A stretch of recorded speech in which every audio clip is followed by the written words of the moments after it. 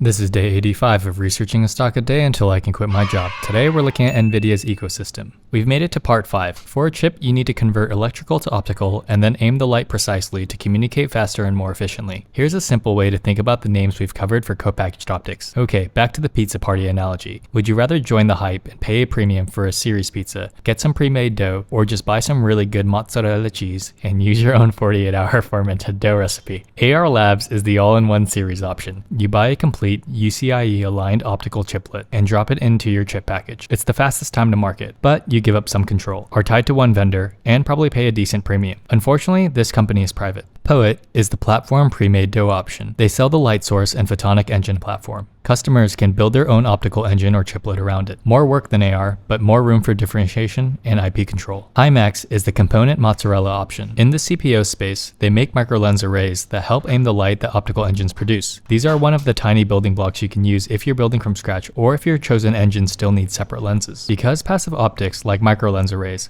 are relatively commoditized compared with full photonic engines or complete chiplets, the gross margins are typically lower than on a full optical engine. The flip side is that passive parts can be high volume and less risky to develop. An analyst report suggests Himax is an early, possibly exclusive supplier of microlens arrays for TSMC's coupe packaging for CPO, which would give it an early lead, but I haven't seen any other reports confirming that. On US exchanges, there are few, if any other publicly traded firms known to focus on this exact niche, but rivals could still emerge, as players like AR Labs and Poet don't require a third party like Himax. I'm considering switching some of my Himax to buy more Poet. Consumer discretionary seems to be softening while AI spending still looks to be strong, and Himax's current business model is largely tied to the consumer electronics market. This is not financial advice, always do your own research.